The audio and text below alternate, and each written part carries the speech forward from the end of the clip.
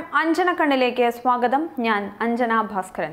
നാഥുറാം ഗോഡ്സെമാർ ഇവിടെ വീണ്ടും പുനർജനിച്ചുകൊണ്ടിരിക്കുന്നു. മതാന്ധതയുടെ കപടവിശ്വാസത്തിന്റെ ചെന്നായത്തോലുകൾ ധരിച്ചുകൊണ്ട് അവരിവിടെ വിഷലിപ്തമാക്കുന്നു, വാക്കുകളിലൂടെ, പ്രവൃത്തികളിലൂടെ.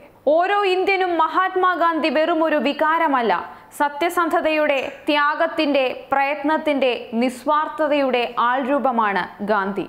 കടലാസിലും കലണ്ടറിലും സർക്കാർ ഓഫീസുകളുടെ പൊടി നിറഞ്ഞ ചുമരുകളിലും ഒതുക്കി അദ്ദേഹം അർഹിച്ചതിൽ കൂടുതൽ എന്തോ നൽകി എന്ന മൂഢസ്വർഗത്തിൽ വസിക്കുന്നവരാണ് ഓരോ ഇന്ത്യൻ പൗരനുമെന്ന് നിസ്സംശയം പറയാൻ സാധിക്കും. അദ്ദേഹത്തെ നിഷ്കരുണം മതാന്ധതയുടെ പേരിൽ വധിച്ചവർ പശ്ചാത്തപിക്കുന്നതിനു പകരം 70 വർഷങ്ങൾക്കിപ്പുറവും പ്രതീകാത്മക വധം നടത്തി പ്രതിഷേധിക്കുന്നത് അത്യന്തം ഹീനവും നിന്ദ്യവുമാണ്.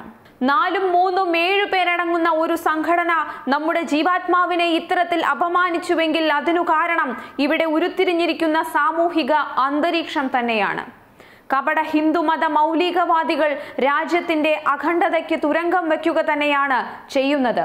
ഇതിനെ ചോദ്യം ചെയ്യേണ്ടതുണ്ട്. അറയ്ക്കുന്ന ഈ സംസ്കാരത്തെ അടിയോടെ പിഴുതെറിയുക തന്നെ വേണം. രാഷ്ട്രത്തിനായി സ്വജീവിതം ഹോമിച്ച നിസ്വാർത്ഥതയുടെ വലിയൊരു ബിംബത്തെയാണ് നിങ്ങൾ അപമാനിച്ചിരിക്കുന്നത്. അതുവഴി ലോകം മുഴുവൻ ആരാധിക്കുന്ന ഒരു മഹാത്മാവിനെയും.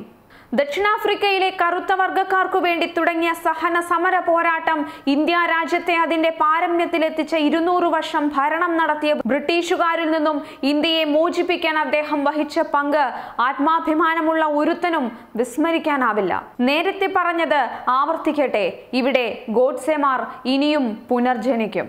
പക്ഷേ ഇനിയൊരു ഗാന്ധിയെ നമുക്ക് ലഭിക്കില്ല എന്നത് വാസ്തവം തന്നെയാണ്. നമ്മുടെ സാമൂഹിക സാംസ്കാരിക പരിതസ്ഥിതികളെ നാം ഭയപ്പെടേണ്ടിയിരിക്കുന്നു. ഇത്തരം എട്ടുകാലി മമ്മൂഞ്ഞുകൾ നാളെ വലിയ കോളിളക്കം സൃഷ്ടിച്ചേക്കാം. കുപ്രസിദ്ധി നേടി എന്തൊക്കെയോ നേടിയെടുക്കാനുള്ള ചിലരുടെ വ്യഗ്രത മാത്രമാണിത്. പക്ഷേ ആ പീഡനത്തിന് പാത്രമായത് ആരാധ്യനായ മഹാത്മാവും. ഇനിയും പ്രതീകാത്മക വധങ്ങൾ ഇവിടെ സംഭവിക്കും. ഇന്ന് നാം കണ്ണടച്ചതുപോലെ അന്നും ആവർത്തിക്കും. ഒടുവിൽ അവർ ഉദ്ദേശിച്ച പ്രവൃത്തി മുഴുവൻ സഫലീകരിച്ച് വിജയിക്കുകയും ചെയ്യും. ഇതായിരുന്നു ആ പുണ്യപുരുഷൻ സ്വപ്നം കണ്ട ഭാരതം.